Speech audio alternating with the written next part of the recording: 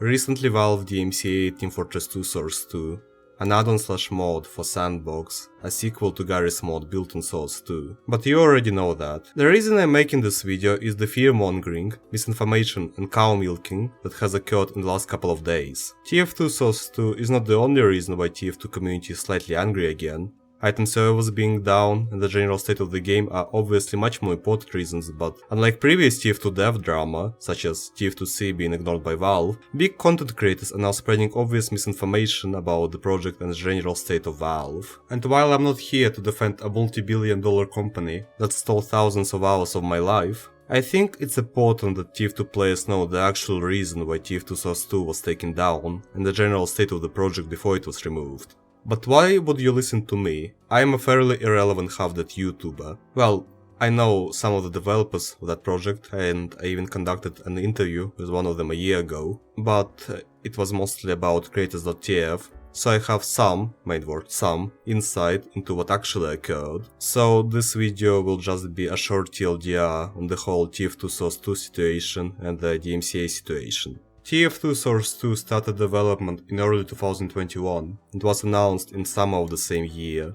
Most of the developers were creators.tf admins and contributors. The goal of the project, as you already know, was to port TF2 into S&box so it could run on Source 2. The team, which later organized into Amper Software, had ambitious goals, such as possible crossplay with original TF2, plans for completely replacing the UI, creation of custom items built into the game itself, and custom game modes and maps. But after about a year, the morale of the team was slowly decreasing due to constant changes to the S&box code and other problems. So eventually the project was made open source, which, in retrospect, was a big mistake.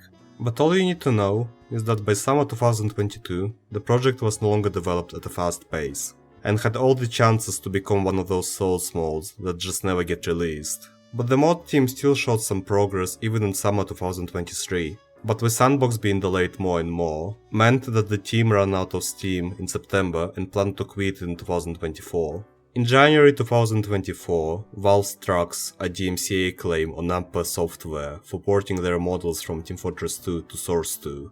And this is the part where people like to speculate a lot and remember Valve's past as a company that loved mods and community content. Some YouTubers like to compare the situation with Black Mesa, but this is wrong on so many levels. First of all, almost all assets in Black Mesa were either taken from Half-Life 2, which it was originally a mod for, so it wasn't a problem because, well, it was a mod, or were custom made, like in the current game version. Same with Entropy Zero, it was a mod developed upon Half-Life 2 assets that required you to own Half-Life 2 in order to run the game. Steam has the source mods category for a reason. But what Amper did is porting a large chunk of TF2 assets into S&box, which was already questionable because while Garry's mod has TF2 assets in it, it requires you to own the game, while S&box obviously doesn't. And when the project became open source in November 2022, it meant that TF2 assets were released by a third party without Valve's request,